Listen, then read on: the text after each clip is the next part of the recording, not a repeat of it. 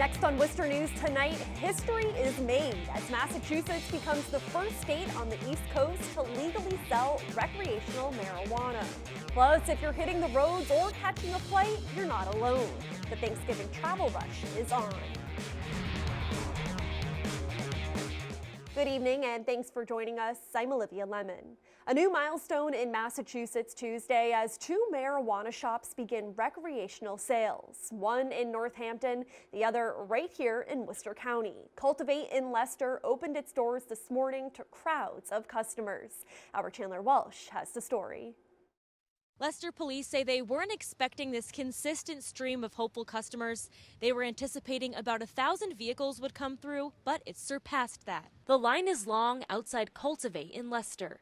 Hundreds happily waited hours in harsh weather to buy their own recreational marijuana on the first day it's sold in Massachusetts. It's been a long fight, and I'm happy to see the day come. I guess it's worth the rain.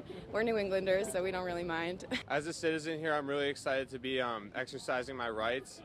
I went out and voted the other day, buying pot today. Francis Edwards got to Cultivate before doors opened at 8 this morning, and after waiting more than an hour to park and again to get inside, he made his purchase. As soon as you open the doors, the smell hits you. It's a beautiful thing. It's a little hectic. Of course, it's going to be hectic, you know, but I mean, it was awesome. It's his first time at a dispensary, and he says he's been waiting years for this moment. I bought an eighth of moonshine haze and a pre-rolled of some Seattle soda. I don't know. I've never heard it, so I'm ready to try it. Leicester Police Chief James Hurley says the day went smoothly and without incidents. They were able to keep Route 9 open despite heavy traffic. A lot of it is what I call marijuana tourism. It's people coming by just to see what's going on, but they're clogging up the roads a little bit. 40 customers were let inside at a time, each only allowed 1 ounce of marijuana. Cultivate controlled crowds, handing out tickets throughout the day. Some customers who didn't get one were turned away. 3-hour wait, you have to get some kind of ticket way down at the end of the line. It's not even near the store. So they said come back later tonight or tomorrow. The line cut off at 2:30 to ensure everyone there made it inside before an 8 o'clock closing. For people turned away like Jason Kent, he's still happy he was there for the occasion. It's history in the making right now, so I would like to be part of it. It's great. Now, Cultivate and Leicester police will sit down tonight to discuss how to make tomorrow even smoother. They're expecting a similar rush, and police say anyone thinking of coming should plan ahead and make sure to go to parking lots first. In Leicester, Chandler Walsh, Worcester News Tonight. And a similar scene in Northampton at New England Treatment Access, or NETA, earlier today. Customers lined up in the frigid temperatures. Northampton Mayor David Narkowicz made the symbolic first purchase. A third marijuana retailer was also awarded a license in Plymouth. It's not clear when that store will open. Turning now to the weather, a drier night tonight, but it's getting cold, really cold, as we look ahead to Thanksgiving. Let's send it over to meteorologist Tim Kelly for more. Yeah, it seems the same day after day. These low pressure systems come along. We get mixture of rain and snow. At one point today at the airport, it was raining and 31 degrees, while just north of us in southern New Hampshire and even Worcester County, it was snowing and 33 degrees. Has to do with the air temperature up in the sky. Well, we have wet, we have white, and we have a refreeze in progress. Tonight, nice bright moon in the sky. Temperature falls down to the mid and low 20s. The wind tomorrow comes in from the southwest. It's a brisk mix of sun and clouds. By noontime, the hilltops, this is the temperature for the airport, 31. Downtown, we're about 35 or 36. Temperature's a little warmer than it was today, and the sun is out, so there is some melting going on. But the wind is going to shift. There's a front on the way. There are snow showers coming out of New Hampshire, and here we are about 4 o'clock in the afternoon. That can be a snow shower or a snow squall at sunset tomorrow night. That's an Arctic front, and Arctic chill means temperatures only near 20 degrees with sunshine and wind for our Thanksgiving day. More on that cold football forecast in a few minutes. And the Thanksgiving travel rush is here. According to TSA, a record 30 million Americans are expected to travel by air this holiday. Our Brittany Schaefer caught up with travelers at the Worcester Regional Airport Tuesday. She has the details. Thousands are traveling out of the Worcester Regional Airport for the Thanksgiving holiday. The Massachusetts Port Authority says even with today's rain and snow, all flights were on time. Maddie Funk's Thanksgiving includes family and escaping the cold. Actually starts out on the beach, which is very nice. We definitely do spend the morning on the beach, and then we go home and we cook, and it's with our whole family, and it's just really relaxed. The junior at the College of the Holy Cross is heading home to Florida for the holiday. She has been using flights from the Worcester Regional Airport for years and says it's convenient. This is a direct flight to Orlando, and the drive to Logan is definitely much it's harder. It's worse to go from here all the way over there because of traffic, but Worcester's super convenient, especially from school. Tuesday marks one of the busiest travel days of the year.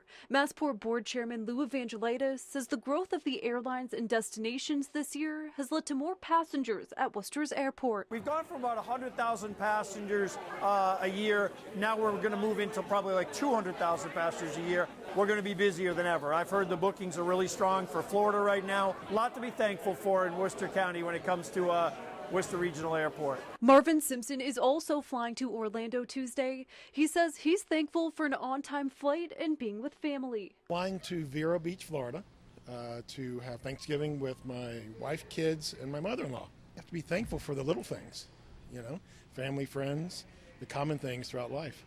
Again, today is the busiest day of Thanksgiving travel. Evangelitis says Wednesday and Sunday returning will also be popular. At the Worcester Regional Airport, Brittany Schaefer, Worcester News Tonight.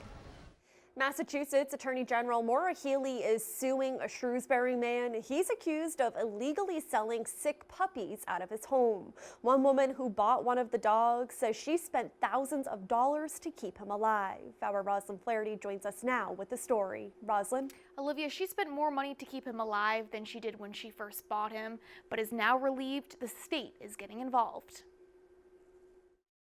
Savannah Pescolito and her bulldog Wellington are inseparable. He's my best friend. He's my right-hand man. Pescolito found Wellington online where Heath's English bulldogs are advertised as the highest quality show dogs. She went to this Shrewsbury home to buy him and quickly noticed something wasn't right. We walked into the office. He had my bulldog and then his other 7 brothers and sisters in one cage. There's poop all over the yard, and you could just tell that the living conditions for the dogs weren't good. She paid $2,300 cash for Wellington. Soon after, the dog became sick, eventually diagnosed with a parasite and kidney stones. She took him to the vet where a life-saving surgery and medications costed her an additional $7,000. She also found out the paperwork she was given from Heath's wasn't real. We found blood in his urine, and they were like, all right, you got to bring him in. He went in for ultrasounds, x-rays, and they found out that his whole bladder and kidney were full of stones. She had a tough time getting in contact with owner Heath Morse, so she went to the Attorney General's office. They are now suing him for allegedly operating an unlicensed and unsanitary pet shop in his home. She also alleges many of the bulldogs he sold suffered from serious diseases or in some cases died. I'm a fan of dogs and animals, and I hate to think any of them would die. One neighbor who didn't want to show her face on camera says the allegations are surprising. We all have dogs around here. You can't run things like that without the state having licenses. We went to Morse's home, but no one came to the door. Pescolito says she's thankful something's being done so this doesn't happen to anyone else. He's going to stop selling dogs. Dogs aren't going to be getting sick anymore. Dogs aren't going to be dying. Good is only going to come from this. Now she says Wellington is doing well. The Attorney General is also working to refund Heath's customers.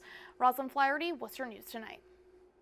The St. John's Food for the Poor program donating food to dozens of families for their Thanksgiving dinners. Tuesday, a line wrapped around the building as people picked up their meals. Organizations donated turkeys, pies, and side dishes. Massachusetts State Police troopers were some of the volunteers and say this is a great way to give back. They support us in so many ways, so it's nice to be able to give back to them, particularly in the holiday seasons, something you can reflect upon when you're spending time with your family. We see a lot of people in need, and so it's nice to be part of the solution. See, today is all the excitement on the faces of people who they're going to have a good Thanksgiving. And that's the number one goal. And Kitchen Supervisor Bill Riley says it's important to help out not only on the holidays, but every day. Veterans Inc. hosting one of their biggest events of the year, the nonprofit opening their doors for their annual holiday harvest. Hundreds received a full Thanksgiving meal Tuesday, complete with a turkey, stuffing, cranberry sauce, and much more. All food was either donated or bought by Veterans Inc. through their fundraisers. President and CEO Vincent Peroni is a retired Air Force Lieutenant Colonel. He says these veterans deserve a holiday meal for their service to our country. Many of our veterans that come to see us are elderly, and it becomes their budget is tight. So what happens is they have to make a decision. Should they spend their money on food? Should they spend their money on medication? Should they spend their money on utilities or rent or mortgage? It helps alleviate some of the stress. And our veterans are honorably served our country. This is the least we can do for them. What group deserves a better Thanksgiving than these folks do? And there was a wait inside Veterans Inc. due to the amount of people and demand. Peroni estimates more than 2,000 people will be fed thanks to their holiday harvest. Firefighters from across the Commonwealth are recognized for their heroic acts of bravery Tuesday. The 29th Annual Firefighter of the Year Awards were held in Worcester this morning. More than a dozen Massachusetts fire departments are recognized for their heroic acts at the 29th Annual Firefighter of the Year Awards.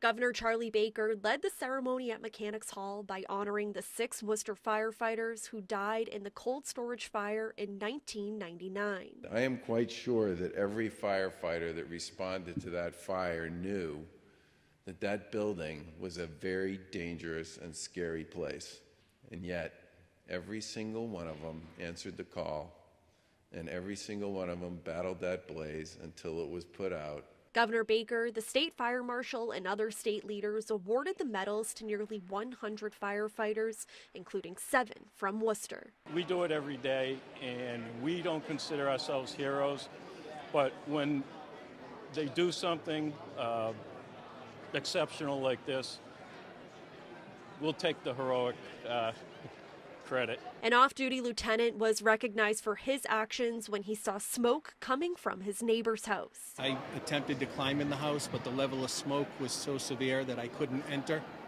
So I leaned my body inside the house, and I instructed the gentleman to get his mother and to bring her over to the window and that we would pull her out together. Lieutenant Christopher Kelly says the flames and smoke were so strong he wasn't able to get the mother out. District Chief Adam Roach and firefighter Blake Perrin arrived shortly after and went inside to rescue the mother. The flames were so hot they burned through their uniforms. The decision has been very tough for me, very hard to reconcile. In hindsight, it was the right decision, but the outcome to me is still a sad outcome. I'm proud that I was able to get the gentleman out that I was, but very sad that his mother was lost in the fire. The 3 were awarded Medals of Valor. Worcester Fire Chief Michael Lavoie says it's an honor they deserve. These guys absolutely deserve this Medal of Valor. They went above and beyond.